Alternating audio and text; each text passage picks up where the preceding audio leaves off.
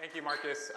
We're so excited to be here tonight with AIGA and Angela. This is such an amazing space, and we're honored that you would open up your doors and have us here tonight. Welcome, everyone, to our first Case Studies event.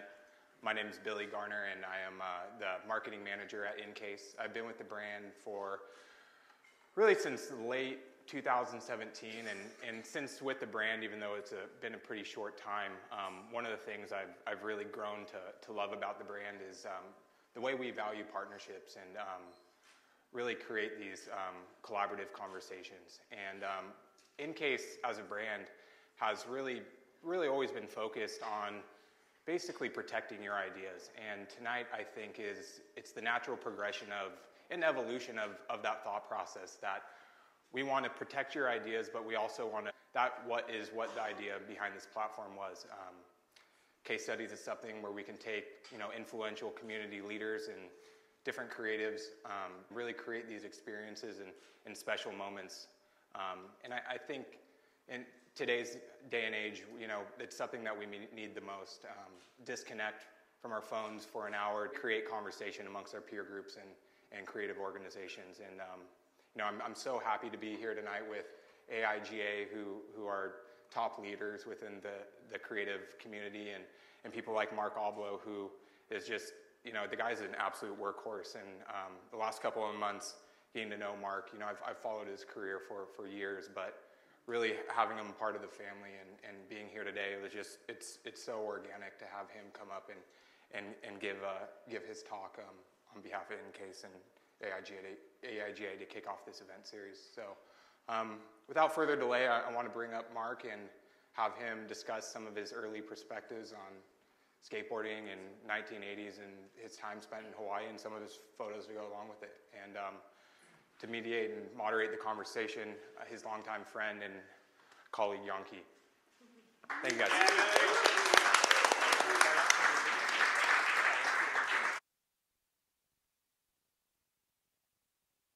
Hi, good evening, everyone.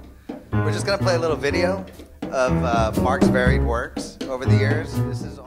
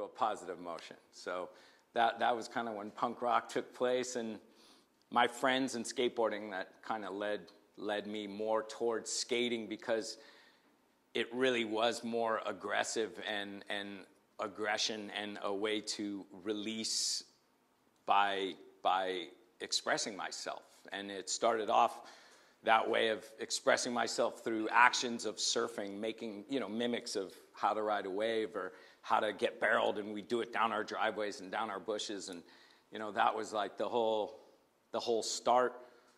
And then once again turning into the punk side of it, getting into music, then starting to want to make my graphics from my punk rock records onto my surfboards and onto my skateboards. So then it started to draw and copy graphics. And yeah, really important, because you got kicked out of school a lot. Yeah, I got into a lot of trouble at school. And that was a thing, once again, for me, was because I had attention disorders, and if I was doing something creative, I was great, but if I wasn't, if I start to read a sentence, my head goes somewhere else, and I can't read a sentence, and then it just starts to go in somewhere else, and then I start making a noise or doing something, and the next thing you know, I'm kicked out of class, and it just happened like that, fighting, and it just kind of that way, because once again, I really didn't know, and once I wasn't in music classes, or I wasn't in art, I wasn't able to release any of that. That means time's up. No, I'm kidding. Is that next? All right, I like that. I don't know. Sorry, I'll rant. I'll go on to rant. My mic fell. I know you were really into skateboarding, and you got sponsored at an early age. And who put the first camera in your hands?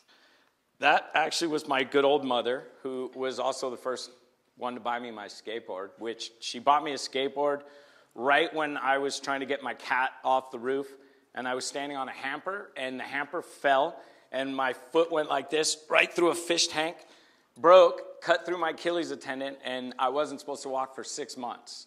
So it was like, that's, you in bed here, you got to go through surgery, all this stuff, living in Hawaii, and then Mom buys me a skateboard. And all I wanted to do was ride my skateboard. So I'm just lying in bed like, all I wanted to do was ride the skateboard. But yeah, my mom. So yeah, this wasn't the camera, but this was the same camera, Canon AE1. And that's the first camera that she actually bought me, which was for me to document skateboarding, because at the time, my friends were all the best skateboarders in the world. And they were truly my influence for everything. And so it was this whole thing of the skateboard movement that was the 80s, that was this whole new phenomena that was like kind of a next. And that was kind of like a whole thing of skating back then in the 80s was, there were so few of us, so when you saw someone that was a skateboarder, you would connect to them.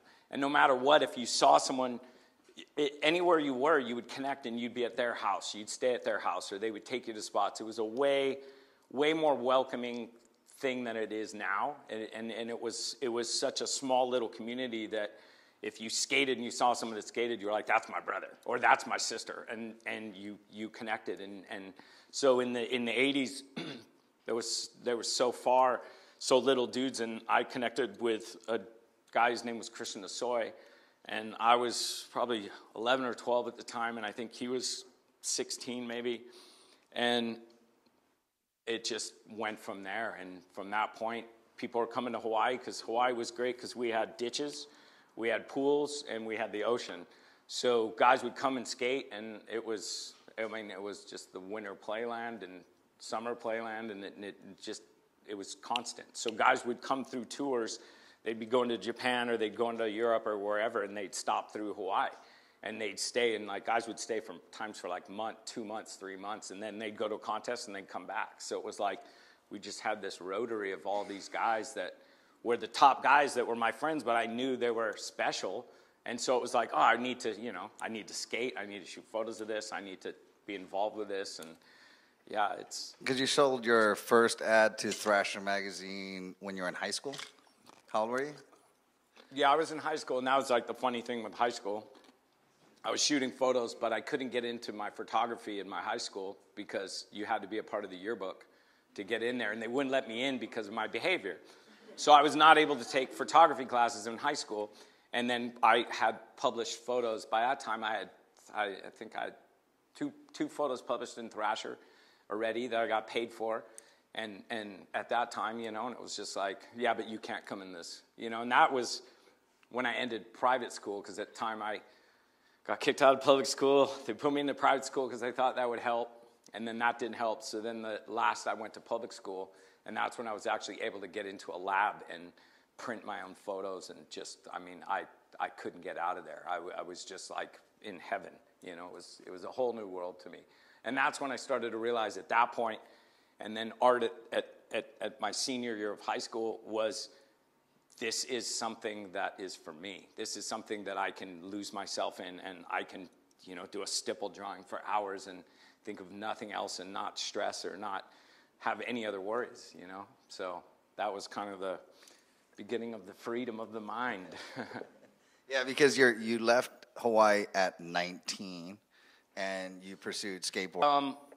Truthfully, I had a lot of friends that skateboarded, and the pressure of turning pro and it becoming your job and you having to skate and you having to do videos, and it put a whole different perspective on skateboarding. Once it became your job, it became different, and all of a sudden it was looked at different. So I had friends that they would be pissed all the time, breaking their boards, snapping, losing it, like just stressed out of their mind, because you're being watched at all times at that point. You go to a skate park and you're being judged every minute you walk in the skate park. So if you're having a bad day that day, those are what kids are going to look at you at, and at those times they're going to start talking shit, and well, who's this guy, da da da da, and it can ruin your day.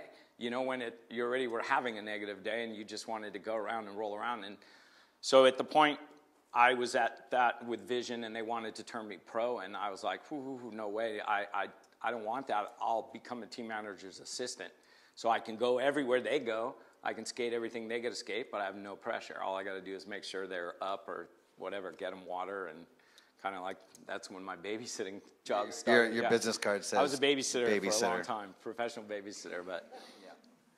And then you went on to do other brands, obviously, for majority of your adult life, going from Acme, Think, Race, Color, Union Wheels, Prime, Speed Demons, Coffee, Duff's, Indian Ink, Vita, and then ultimately landing at Quicksilver, which kind of encapsulated what you were doing early on in your life with photography. They offered you something there. Yeah.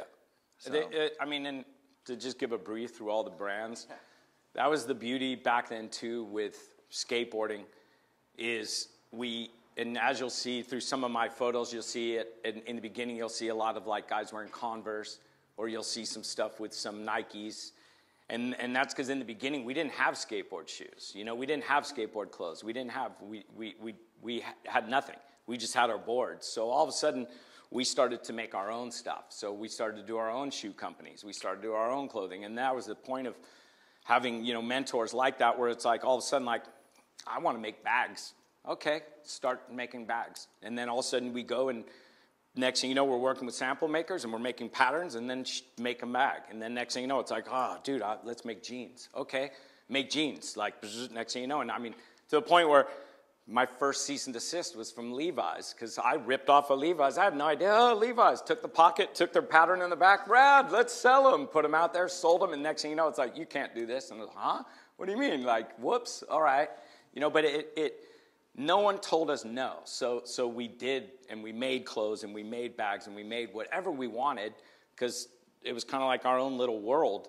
And you'll kind of see, too, which is funny, is in the very beginning, surfing came, and surfing made skating. So skating is the little brother of surfing. Well, in the very beginning days, you see guys wearing Quicksilver, you see guys wearing Billabong in the very beginnings, and then you'll see a lot of the guys all wearing Hawaiian surf shop clothing. So brands like Locomotion, Hawaiian Island Creations, those surf shops made clothes, and they actually sponsored half the original skaters in the very beginning. So that's what's the weird thing, is the surf industry had it all in the beginning, and then all the skaters kind of branched out. We did our own thing, and we did that all the way through the 90s. And then all the big brands came in and they bought all of us up. And then that was the point of like, here we are making clothing and making stuff. And then all of a sudden you have companies like Tilly's and Zoomies and these things coming in, well, then all of a sudden you have companies that are making bags in China, clothing's in China and overseas, and what they're able to sell a bag for, or clothing or a shoe or whatever, all of a sudden it puts all these skateboard brands. So that's what happened. They all got sucked up. They all got bought up. And then they get bought up, and what happens is the big machine buys it, and then they say, no, you can't run like that. You can't run like that. You can't run like that. You got to do this, this, and this. Well, that's the way the big machine works, and that's not the way the little machine goes.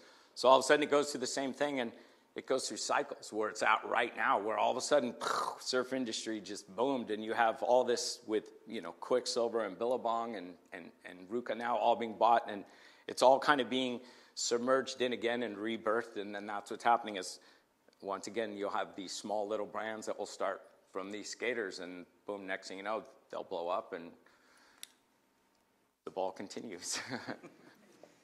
And during that whole time, you were photographing anyway and doing art. I know that Quicksilver gave you a platform to photograph a lot of their campaigns, and that continued on into Burton Analog, where you were the creative director as well as a designer, and then into Adidas, where you did a bulk of their work. Yeah, Quicksilver was a really, really big lesson. And that's the thing for me.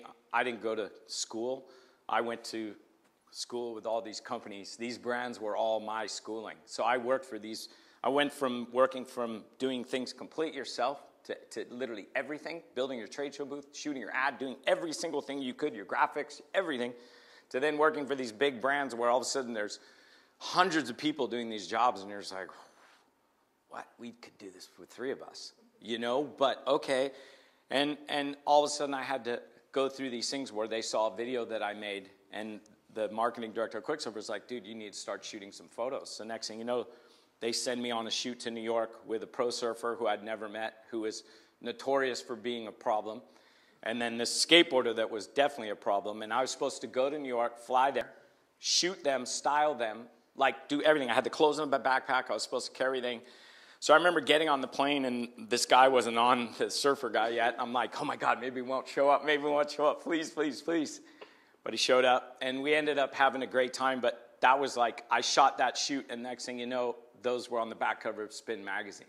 So it was like I went from having stuff in skateboard mags to like now all of a sudden I was on the back of a major publication. And then that, with Quicksilver, they made me shoot youth and toddlers and women's and bikinis. And I mean, it just went through this thing of where I was just going nuts, going, oh my God, I don't want to shoot this. I just want to do this other stuff. But it was truly the training for me to go around and like try and work with a toddler, you know, and literally, and that's the thing, that the toddler's fine. His mom and dad are the part you have to deal with, because they're on the corner like, look, Billy, smile. And you're like, come on, Billy, look over here, you know, but you got to learn how to deal with parents. But it was, once again, Quicksilver was great, because I went in Quicksilver at the time because I had a shoe company called Vita, and we were struggling, so I knew guys at Quicksilver, and I'm like, hey, I can come in, I'll build you a skateboard team, and you guys help me and travel me around. And, you know, so at the time they were like, you can get Tony Hawk and blah, blah, blah. So I got Tony Hawk, that all happened, and yeah, Quicksilver was a really good thing. But the problem with Quicksilver, and that was the thing over the years and years and years, was it was just a primarily dominant surfboard brand, and they did not care about skateboarding. And so like my guys were getting covers and covers and covers, and they didn't even care. And they'd be like, you know, so-and-so might get the cover of Surfer, where I'm like, my guys are winning contests, they're getting editorials, they're doing all the things. And so it was like a struggle, because it was kind of for me going, well, I'm getting paid all this money, but I'm leading dudes in the wrong direction. So I can't do this. It's just not right for me. And then randomly at the time, Burton was looking at getting into the industry, so they approached me, and they're like, you know, we want you to redirect our shoe company, Gravis, and then do a clothing brand called Analog, which at the time was just outerwear, snowboarding outerwear. So they wanted me to redirect that and make that in skating, because they realized too, they're like, skating is the roots, skating is the culture, you know, snowboarding came from skating even, you know, so we can't bolt ourselves, especially in a shoe brand, without having skateboarding. So at the time I redirected Gravis and Analog, and in the very beginning I had full control, so I had complete control, which is needed, especially in skateboarding, because these guys are actually designing their shoes. They are actually designing their products. They're involved with that, where surfing isn't involved like that. They're not the same way. Guys aren't, they just surf, where it's a total different, that's where, once again, I say it's like the big brother, little brother, where surfing was the more sports side, where skating was the more creative side, you know, and the more like just do it yourself, like I don't care, you know, usually the little brother. And sorry, what did so Analog and Gravis, they approached me. I started doing that, and I was the creative director for that, doing all the design, doing all the team. And then I also was doing photography, and I was doing tons of different stuff. I connected with Adidas, and then that kind of started my whole thing with shooting celebrities. And I mean, that whole world went and once again took off. And I mean, I went from literally being home probably like maybe like a month out of the whole year, where I was flying to China, I was flying to Europe, I was flying to Hawaii, I was flying all around the world, shooting all these people, I was shooting celebrities, and at the same time doing all this creative stuff. And it literally just got to the point where it was so much and too much, and I wasn't focused, and I wasn't happy, and I wasn't excited with what I was shooting or what I was doing.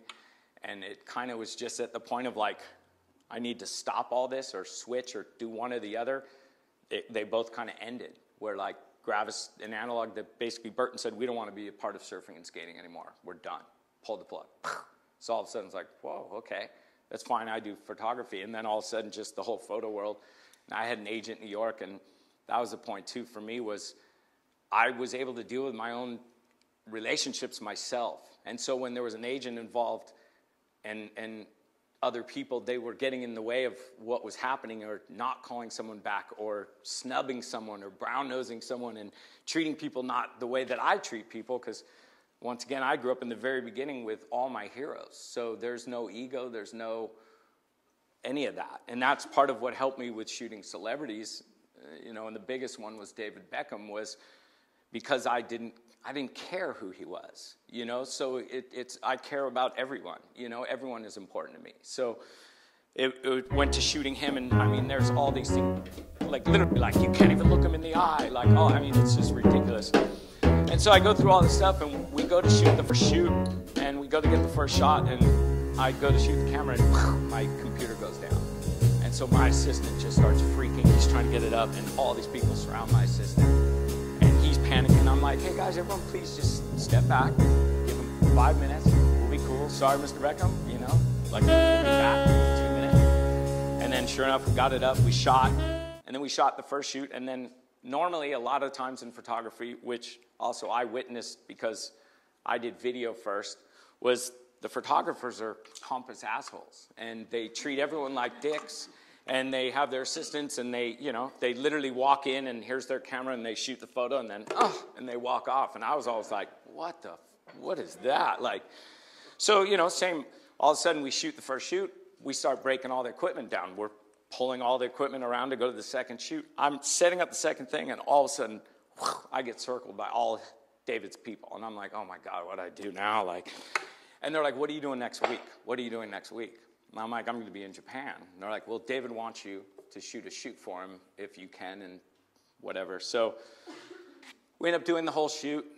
He comes back after the shoot, and he was an awesome dude and was like, thank you very much. He thanked all my crew. He's like, you guys are great. And it was super cool and rad and respectful. And then it started a whole relationship with working with David Beckham, you know, where once again, I'm being flown to London to shoot David Beckham, and I'm like, I'm a skateboarder from Hawaii, like, he's from London, like, there's all these famous dudes here, like, but cool, man, you know. And it all started from your upbringing in the Hawaii. same, yeah, it's just the respect, and, you know, I mean, treat people with respect, and you'll get it back, you know, and treat people with love, and you'll get it back, and if you treat people with arrogance, and like you're some pompous, it's gonna wear out. I've seen it happen to a lot of people, and it's sad, but, you know, when you have a gift and you're lucky to be able to have it, you should be lucky. But everyone's got a gift, you know, we all have gifts, and it's just how we let them out, you know. We can be a mother, you can be a good father, you know, all that is a gift, you know. It's all important, you know, so Yeah, let's get started with some of your early photos, since you've maintained all these good relationships your entire life with I just pushed this. every one of these people. And that's the thing, I'm technically not there. Okay. This is me. This is the beginning right here. This is my surfing days. And this is kind of where it started. That was the board my mom bought me. And that's my first ramp. Look how sick that thing was. And then also in Hawaii, we grew up really as Asian culture, so Boys' Day, and that's what those flags are, the kois. And you know, your brother has one. If the boys have kois, and then on Girls' Day, it's, they get boxes with cool dolls and stuff. We get fish, but so that's kind of the first. This is Stacy Gibo. This is basically my first influence in skating and in punk rock. This is the guy when we're little kids and we're driving home, and all of a sudden we get into our valley, and spray painted in the valley, it's Kill the Poor. And we're like, oh my God, and that was just a punk rock thing. And he was the first real bad influence of he was just no fear, balls to the wall, and this is him. And he would do the craziest stuff. He would fall, he would hit his head, need stitches, but still skate. He would split his leg open, still skate. His fingernail would get cut. He would rip it completely off. This guy had no fear, no pain, and literally was the essential meaning of punk rock. And then also on this one, it's kind of important too, because with the Hawaii sticker and also with the Quicksilver sticker, where once again, you had skaters where, for Hawaii too, we've always were pride. We always had pride. No matter what, it's pride that we're from Hawaii. So once again, showing that is there you have Hawaii pride, and once again, Quicksilver.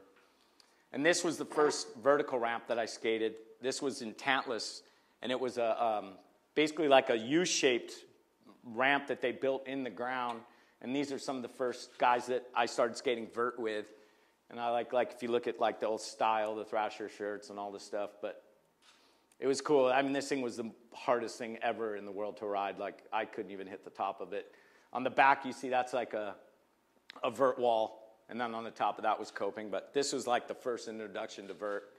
And then this was me, my first traveling from skateboarding. We went to Maui. I rode for a shop called the Bike Factory, and they sent us all out here. So it was cool. This is the guy I grew up with, too, Billy Deans. Same thing on Maui. I like how you see the local kids. But yeah, this was crazy because we did this and skated, and then next thing you know, they tour us and they pull us back into this thing, and they had a dog fight, and it was the most traumatic thing I've ever experienced in my life, because I'm an animal lover, and I think me and my brother started crying, and we leave, and they're look at these guys, oh yeah, so. But this too, back in everything was fun. We had so much fun with what we did in skating, and with the way we were, and if you could see the way we dressed, and everything is such a brotherhood and such a camaraderie of skating, and once again mimicking surfing. Right there, it's riding a wave, And then this is Christian Asoy. This is when Christian first came into my life. Basically, this was when we first went to the ramp. My brother's the far guy with the wrist guard on. But yeah, this is some of the original crew. This was a ramp called Red Hill Ramp, and the ramp was only about 6 feet high, which was insane that Christian could do this. And then if you look too, this is back before, once again, the skate clothing, and if you notice, he's skating in boxer shorts. So he used to skate in 2 pairs of boxer shorts, which are one was reversed though, so it was backwards, so your thing couldn't slide out, and whatever, but that was the style. It was insane, but yeah, it all started because of him. And this is a ramp we had, and we'd have ramps built in different valleys and different things. So this is in Waimanalo, which is a big farm town right now. There's me, nice shorts. Once again, Christian. And then we started doing street skating. Street skating came about, and this was one of the demos we did. We'd have this, basically before they built the houses in cul-de-sacs, we would go there, and this was one we called the Bat Cave. And then we had this car that we'd drive around called the Foster's car, and it was kind of the car that whoever used, because it wasn't registered, or there was just, but that was kind of the car that you'd go to the liquor store and you'd skate on. But yeah, this was also too, when I first broke my leg, I got ran over by a car, one of my friends in this van, and then I didn't go to the doctor, and then we went to this demo, and I was jump ramping over the car, and jumped completely over, and that's when I completely fractured my leg, and that was awesome. Street plants, this is what we would do to mimic, once again, mimic the vert, mimic these things. What happened was all of a sudden started going to the street, and that's where all this stuff, basically all these things, all these ollies, everything was from basically now taken from the ramps to the street. So once again, there's an ollie boards. That became a thing where in the beginning that wasn't there. Those were only on vert ramps, and so the progression came. This is off the walls. This is where I first started to actually skateboard. And this ditch was on the way to the beach. So we would go from my house through this, pass through this, skate the ditch, and then cut through the golf course and go through the hole into Sandy Beach. And that was kind of our route. And we'd get chased by the golfers and the marshals, and that was it. And so this was our spot. Once again, there's Christian. And as you can see, too, he has like Hawaiian Creations. So that's when, too, now the surf shop started getting back in again. And the thing with Christian that I always admired about him was his father was an artist. And his father went everywhere with him. And his name's Ivan. And he was really my first introduction to like a fine artist. And so he would paint all Christian's boards. So that's a painting of Christian on his board. And I really loved that because you had these printed graphics that you would buy and everyone got them. But you'd have these boards that were painted and hand done. And that always resonated with me and always stuck with me because I just felt that was special and something cool. But this is, again, in the ditch. And this is what we used to have to skate. We didn't have parks. We didn't have anything like that. And we'd get kicked out nonstop by the cops. I mean, they would chase us. It was harassment. It was funny because basically the cops would have to jump the fence. And we had it down, so we'd kind of wait. And we'd make them jump the fence. And then we'd run. And then there was a hole that we hid in. And they'd run past us. And it was the biggest, funniest joke because that was the first thing to outsmart these guys. And so it became this whole cat and mouse chase for a long time. But this was basically like our skate park. And if you could see on the bottom, we made our own transition. So that's kind of like we put cement and now it's DIY. They do this whole thing where guys are DIY, do your own skate park. And guys are really constructing and doing their own things. But this was kind of the beginnings of that in what we did. There's me and some day glow. We like that. This was Lance Mountain. This was when there was a really pivotal time in skateboarding, but basically the Powell team was the big team in the time, and they came to Hawaii to film their famous Animal Chin video. And so this was part of the thing. They came and they hooked up with my brother and I, and we took them around, Steve Caballero. And this is, again, another ditch that got ripped out, but Pipeline Bulls. And once again, that's locomotion shorts, so then the style starts going into that. You can see locomotion more, and then the same thing. Everything's like a mimic of surfing, lay back. That's a boneless. Another one like a big carve on a big wave. I love the pants there. This was a funny. So this ramp was basically this kid's, little Oscar's house. And so one day we were here, and it was because Christian was skating, and so I climbed on the roof right on the side near the window. And I was shooting photos like on the roof, and his parents were in the house looking out the window, and I'm shooting, like tick, tick, tick, and next thing you know, I'm not on the roof. I fell, and I'm totally sideways, and I just completely fell, right in the grass, but somehow the way I fell, I didn't even get hurt at all, and I just remember just like the parents looking at me, and I was like, well, I just meant to do that, like walked off like it was nothing, but anyway, sorry. But yeah, same thing, just the fashion back then. We'd rip apart your shirt. You would take your shirt and you'd rip your sleeves off. You'd rip the bottom off. You'd make a head gasket, which was your hat. You'd make bracelets. You'd make all these streamers, This is some beginning demos. And this was funny, too, because this stuff back in, this was a really big demo that happened. And this was way before, there wasn't even pagers back then. And somehow the word of mouth got out that these dudes were all going to be here. It wasn't it was just a happened to be, and hundreds of kids showed up. It randomly was the most crazy thing. And this is the first time, this is Jesse Martinez. He's a Venice guy, and this is the first time, anyone in Hawaii saw wall rides. So this was, the first of, holy shit, you can ride a wall? You don't even need a tranny. And this guy in the back with the headband, that's Johnny Kopp, who is a Hawaii pro. But so all of a sudden you had, because this was before internet and a lot of the videos and all the stuff, but you just out of nowhere, you had all the best skaters in Hawaii all here. And then they're all skating the school in Lee Valley. And then basically then we went up and went to Wallows, which is the infamous ditch in Hawaii. And this is kind of like, Hawaii is known for pipeline and surfing as this gnarly wave, and Waimea is this gnarly wave. Well, this ditch, Wallows, is the gnarliest in ever of skateboarding. And it's like, you go here and you're going to bleed. And you're going to get cut, and there's nothing you can do about it. And it's kind of like one of those things like the reef, and you have to go there and kind of conquer it. So that was a big thing. And once again, if you look, like you can see is like kids started coming, and same thing, the crowds of this. And also, I mean, and once again, looking at it now where you're like, you know, of course people can text these things, but back then, how it all started, it was phenomenal. This is another important photo right here, and this guy taking the photo is Kevin Thatcher, and he was the editor of Thrasher at the time and shooting all their stuff, and he was a big mentor to me with shooting and skating, and as you can see right here, he's letting me hang over his shoulder, which you don't do, and shoot, and one of these actually had come out and was the cover of Thrasher mag, so it was good. And here, once again, look at the amount of crowd that showed up.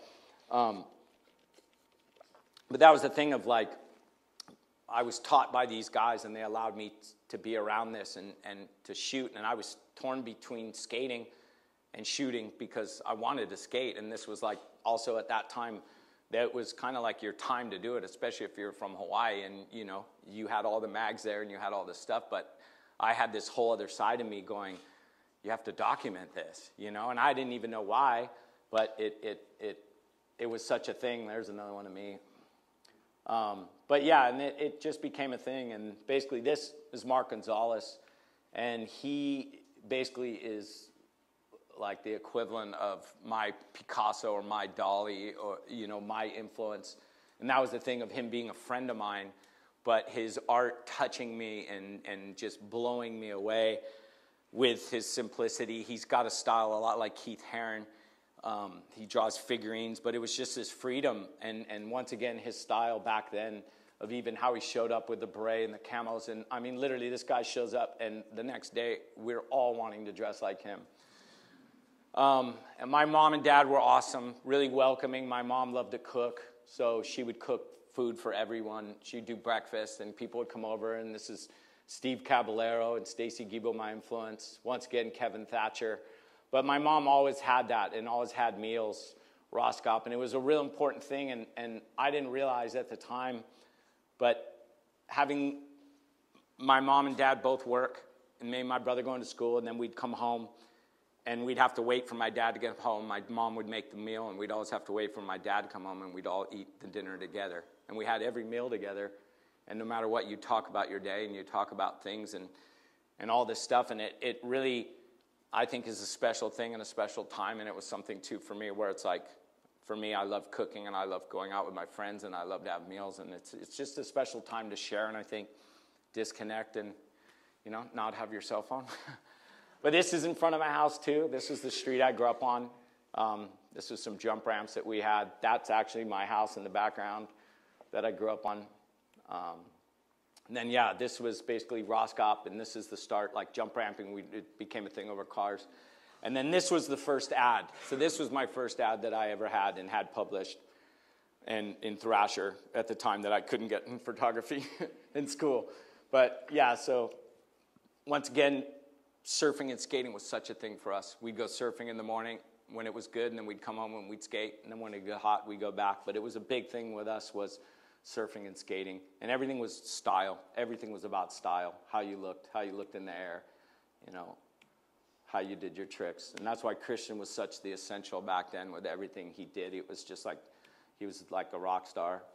This one is me, and a significant thing is the grip tape, and that's kind of like which really became my first canvas, and that was the first thing I started to paint. And from there, it spawned to today, where today I still paint boards, and I have grip tape out with a company, and it's been a cool thing. But for me, it's also a really awesome thing to see your work actually being written. and having it on a surfboard or having it in a surfboard, and a guy in a barrel and your art is in the barrel, or like a guy flying to the air and your art is on a guy's board. It's just super cool for me. And also it's a thing of like, for me, with my friends, it was a way of like kind of showing them that I'm with you too, you know? So like if you're gonna go out there, because a lot of this shit's dangerous and guys get really badly hurt and injured, and you know, it can be pretty heavy. So it's kind of like that whole play-in, but that was kind of it. That's Gibo again. This was another ramp. So once again, we all had to build the ramps and do it on people's sides. This was a friend's house in Kaneohe. And it was like through parents that allowed their kids to build ramps, or at the time during the 80s, there wasn't. That was it, because all the parks closed.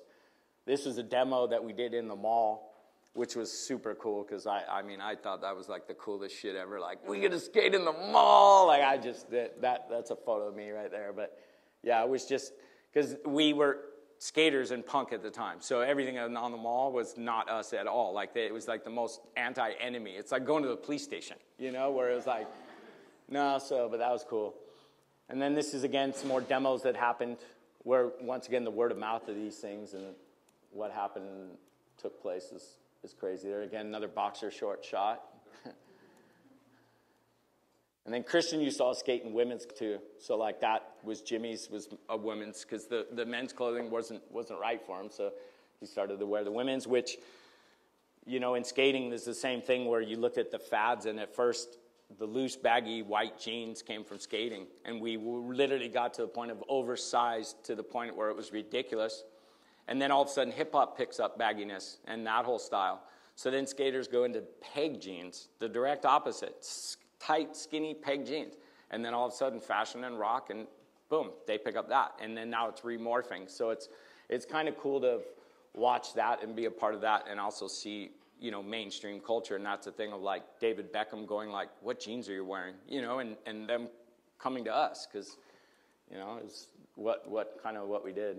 This was a photo of Christian silhouette back in the day. He just, once again, iconic for style. And at the time, a horrible photo in skating, because there's no coping.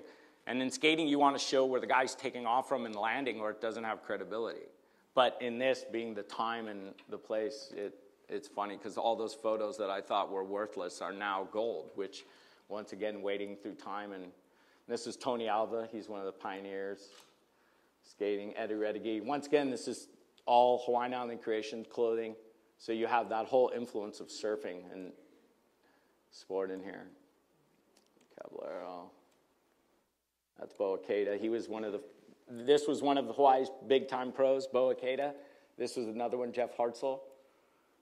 There's some backyard pools. We'd go basically try and find pools, we'd look for rent house signs, or we'd look for, you know, when we'd find mail piling up at houses, we'd know. We'd trail through the things. We'd have police scanners so we could turn the radar on, and we'd hear like, oh, we got a disturbance and da-da-da. We'd have pool pumps where, like, if we saw your pool, we'd either throw oil in it so you had to drain it, or we would just come drain your pool for you. So, like, if you went away for the weekend, you'd come home and your pool would be empty. Yeah, it was cool.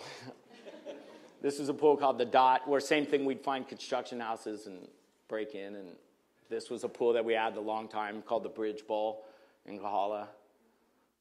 And this was Popeye's pool, which is actually still around, which is weird, because all the other ones have gotten destructed. But that's my brother.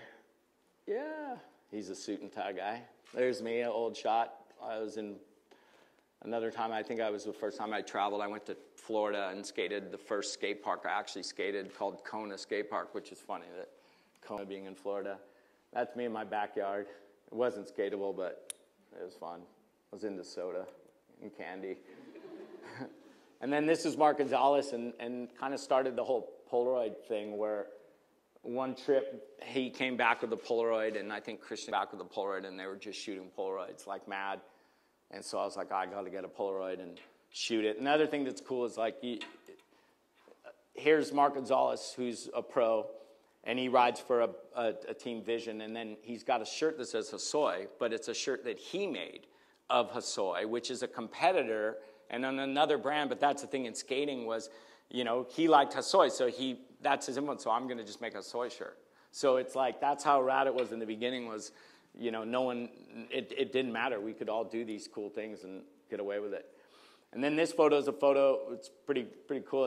It's Mark Gonzalez again and my friend Vince. And then I'm actually driving, and I'm using my knee to drive, and my hand is there to catch the Polaroid so it wouldn't shoot out the window when I was driving. And then that photo actually came out and became a cover of a magazine called What Youth, probably about 3 years ago. So for about 30 years it was in a box, and then I pulled it out, and then it became a cover. This guy is another pro skater, a friend called Jason Lee, became a famous actor. He's on Who's Earl and a couple other Mallrats and all that, but a lot of our friends, that was the things, like Spike started doing directing, and all these guys that came from skating. A lot of guys turned into music, playing music, and that is also like a weird key part of like people that generally skateboard have some sort of other artistic talent. They're either able to play music or they're able to be photographers or do. And that's what's weird with the whole industry is you have this taking place, and it is this whole creative process. Like there's a skater named Arto Saari, who's a Finnish skater. He came to America, blew up on the scene, just did everything you can imagine, was the best dude ever. And then as, you know, your career slows down because of skating, your body can't deal with it. He starts shooting photos, and now he just did a full spread for Vogue. He's traveling the world, American Express. So it's like, I've never seen another sport where guys and girls can just, they can just flow into all these different artistic ways and different places. And also, you know, from being a photographer, a designer, or a graphic artist, there's so many avenues that come from this, and it's always been an outlet. And then this is basically a ramp called the Y ramp that 30 years ago they had a contest on, and I was the judge for. And then they put it here as a skate camp, and then tomorrow I actually fly in. This is a photo of me on the ramp. But tomorrow I actually fly in to judge the contest that's happening again now in Waikiki over 30 years from the first one. So it's a weird evolution, and that was kind of how I figured I'd end this as far as how the whole ball keeps rolling and continues to flow. Anyway, thank you. I hope I didn't bore you.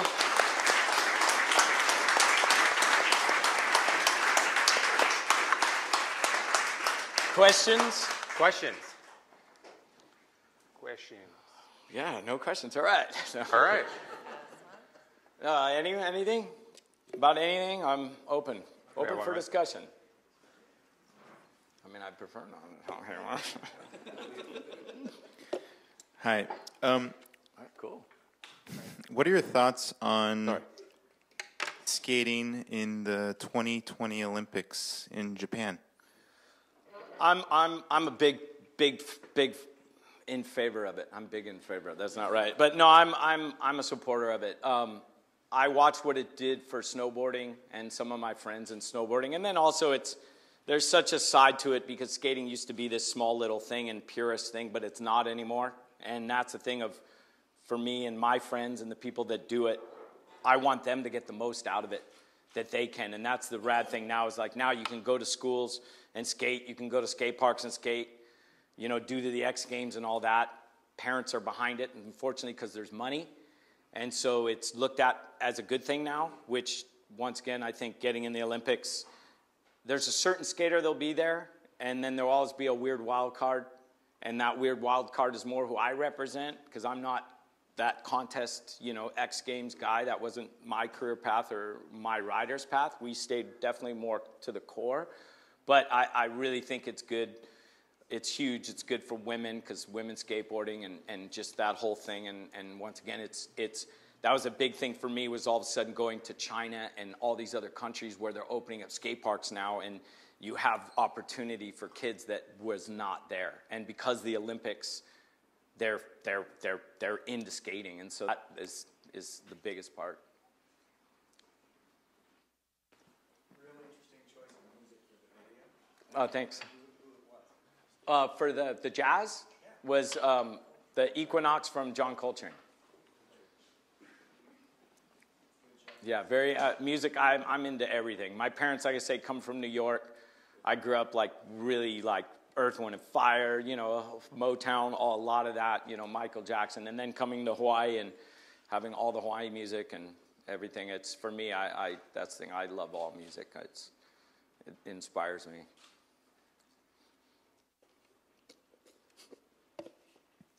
What high school did you go to where they didn't let you? It was Ari Deemer. Go figure. Have you been back? You know, I went back because I had an art show in Hawaii. Was it 2 years ago?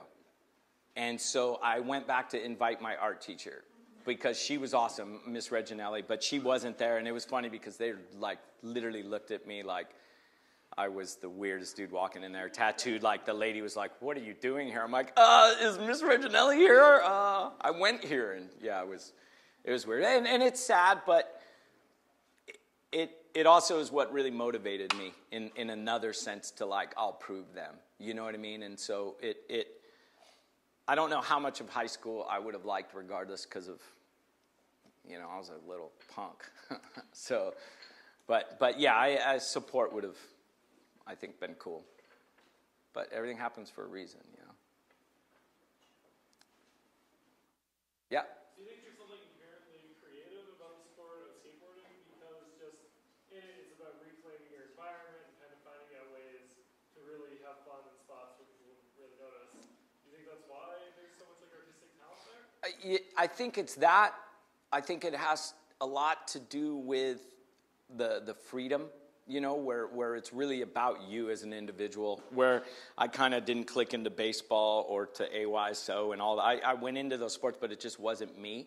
Where this was something where I could do it in my driveway, I could go out and do it down the street, I could do it in my garage, I could go to the ditch, you know, so it was, and it really, as now, as an adult man, I can look back and go, that was my artistic expression, you know, into the fact of almost like it being like dance, where how you have to have your hands and how your arm's supposed to be and how you're supposed to be tucked, and everything about that was so critical, you know, so I really believe that's, like, you know, anyone that would have kids, and if their kids grad toward skateboarding, I would say, yeah, put your kids in music and in art, and I guarantee you they're gonna click onto that, because that's my same thing too. Like, I can play music just by playing music and hearing, and I taught myself how to play guitar the same way I taught myself how to use a camera, and I just got a piano, and I'm starting to learn how to play the piano because I'm like, I want to learn to play the piano, and it's that same set of, not like, you can't do that, you know, where I didn't have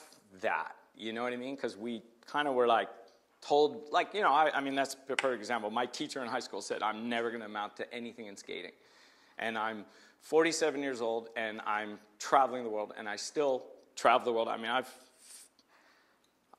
I can't even tell you how many passports I've filled because of skateboarding. And that's where it's like, I'll prove you wrong, you know? But, yeah. It's definitely interesting. It's been a fun role. So you work for all these different companies, and today you have your own company. Well, today I'm lucky. I have basically sponsors of brands that are endorsed by me. So I have Ruka, I have InCase, I have Stance Socks, Electric, and then Trove, which is a new insurance app for your photography gear and that stuff when you travel.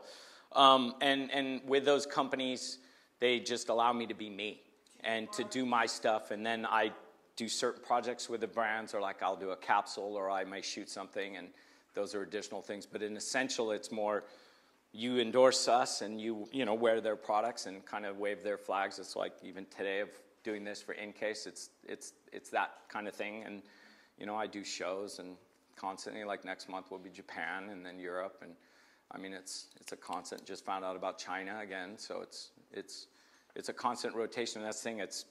I always tell Yankee, who's my partner, my art agent. He's a friend I grew up with in high school, skating and in Hawaii.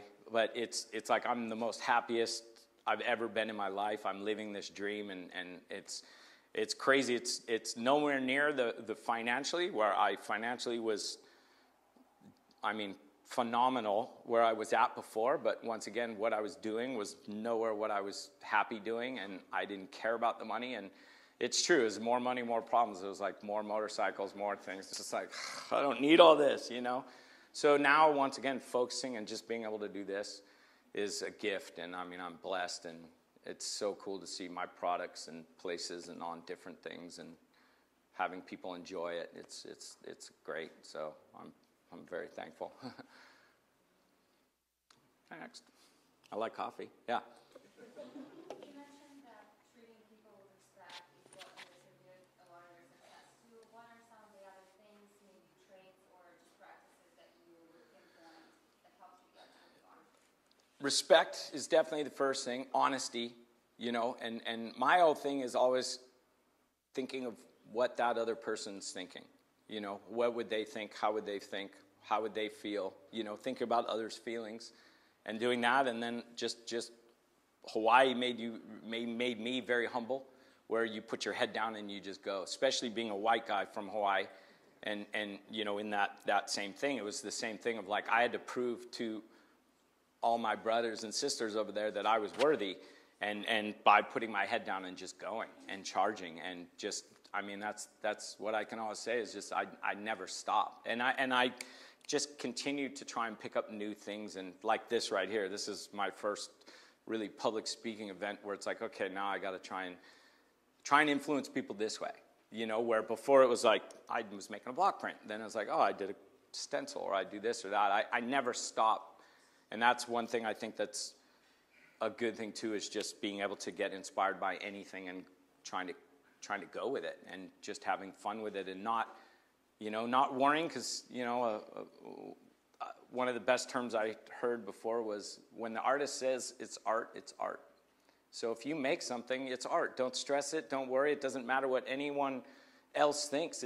And that's the thing. If you really believe in it and you really have pride and ownership and you feel like you've worked hard and you've done all that, then you can feel proud about doing that, And so that's kind of like a big thing. It's just, once again, honesty and being real.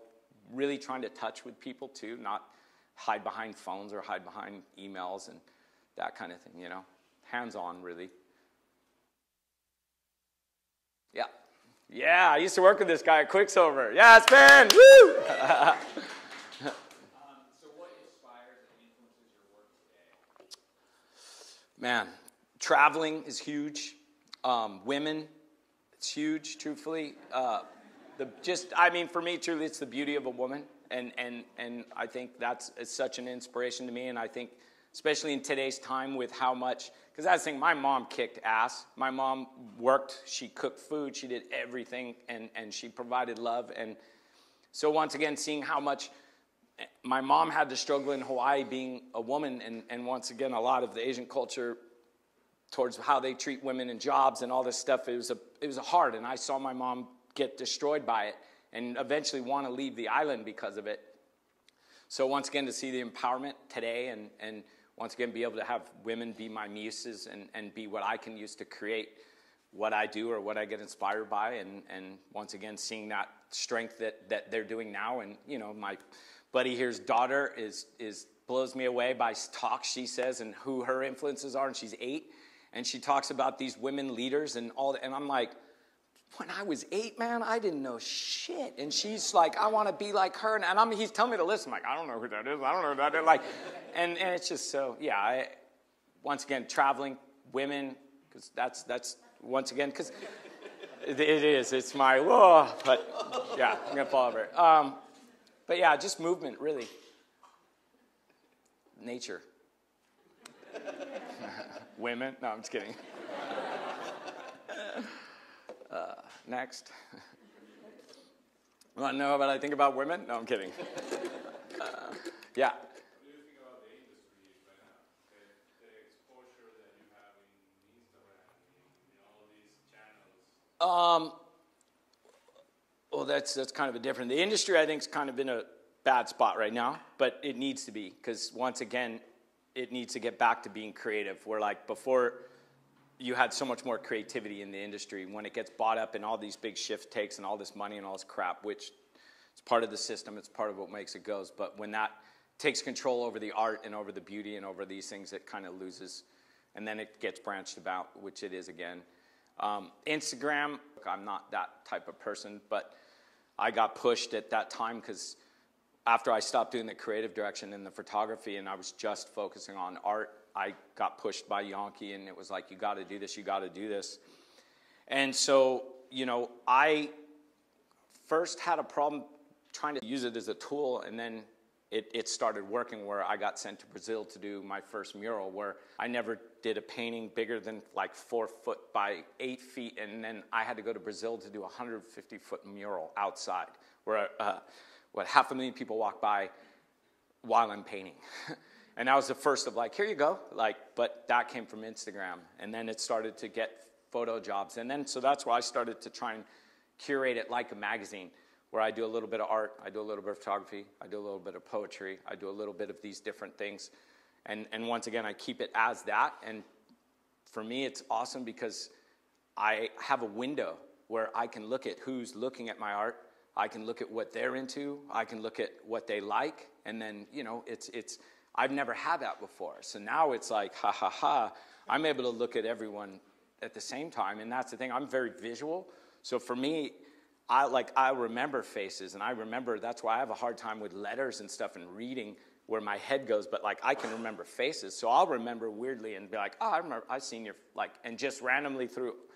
And it's just it's been a cool experience. And I've had a really good thing with it where I think by trying to be more positive and being really open and kind of, it's hard writing poetry and going like, okay, and he knows, in the beginning I was shaking. I was like, oh my God, I gotta do it. And now it's like, okay, I'm ready, but it was just that. It's a new way, and I think it's a great way for an artist or a brand. Yankee and I have a skateboard brand we're starting now called Together, but it's a way that we don't need anyone else. And we could do it ourselves. And that's what's cool, is it empowers people and it empowers children, kids, everyone to be able to go, you know what, I can do this. And I have my mom and my dad on it, which is really weird. My mom's like, oh, God, my boy. And I'm like, holy shit, Mom, no. But, it's cool, too, because it just, once again, it has a whole different side to it. So. Yeah, that's what I related to the industry. Yeah. Because it's changing in some way. Yeah, well, that's the thing is, weirdly enough, the companies and the brands had all the power before, but now the riders have all the power.